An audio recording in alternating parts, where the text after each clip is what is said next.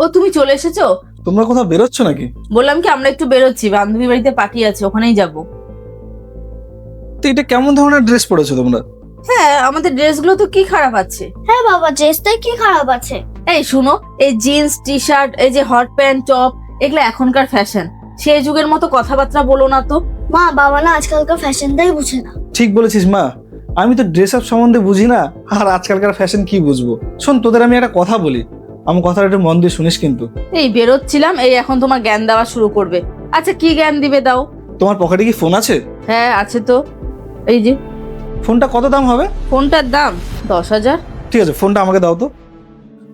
ফোনটার দাম তুমি বললে 10,000 টাকা, তাই তো? তো ফোনটার পিছনে যে কভারটা লাগিয়েছো, এই কভারটা নিশ্চয়ই 200-300 টাকা নিয়েছে। আবার ফোনটার উপরে দেখলাম একটা টেম্পার গ্লাস লাগিয়েছো, জানি ফোনটা যদি পড়ে টরে যায় জানি না ভাঙে, তার জন্যই তো। তাহলে তুমি একটা 10,000 টাকার ফোনের মধ্যে যদি এই 300 আর 100 যদি আমি ধরি, মানে 400 টাকার যদি তুমি প্রোডাকশন লাগাতে পারো, আর তাহলে তুমি একবার ভেবে দেখো তো যে আমাদের বাচ্চারা, মানে আমাদের সন্তানরা আমাদের কাছে কতটা দামি, তাদেরকে আমরা একটু প্রোডাকশন দিতে পারি না?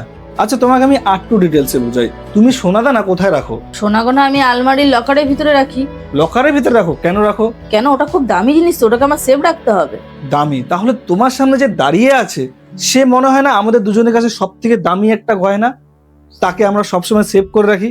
ড্রেস পোশাকে কিন্তু কোনো সমস্যা নেই, সমস্যা আছে কিছু কিছু মানুষের চোখে।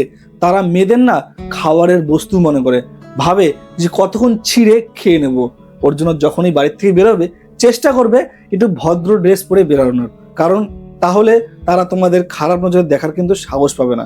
আশা করি তোমাকে বোঝাতে পেরেছি। আমি বুঝতে পেরেছি তুমি এতক্ষণ ধরে আমাকে কি বোঝাচ্ছিলে। তুমি আমাকে 5 মিনিট সময় দাও, আমি সব ঠিক করে দিচ্ছি। দেখো তো এবার কেমন লাগছে। খুব সুন্দর পোশাকটা পরেছো, বাবা আমাকেও দেখো না কেমন লাগছে। আর দেখতেও তোমাদের খুব সুন্দর লাগছে।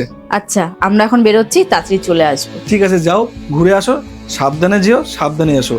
আর আমার এই কথাটা সব সময় মাথায় রাখবে কিন্তু। আর বন্ধুরা, আমি আপনাদেরও বলতে চাই, বাড়িতে যদি মেয়ে সন্তান থাকে তাদের কিন্তু এই জিনিসটা ভালো মতন বুঝাবেন। আসল কথা, মা বাবার কাছে তার মেয়ে কিন্তু প্রচুর মূল্যবান একটা গয়না। তারা কিন্তু সব সময় চায় তার মেয়েকে সেফ এবং ভালো মতন রাখতে। কি আমি কথাটা ভুল বললাম? ভিডিওটা যদি ভালো লাগে তাহলে অবশ্যই একটা লাইক করবেন, আর ভিডিওটা শেয়ার করতে একদমই ভুলবেন না আপনার প্রিয় মানুষটাকে, তার বাচ্চার ভবিষ্যতের জন্য।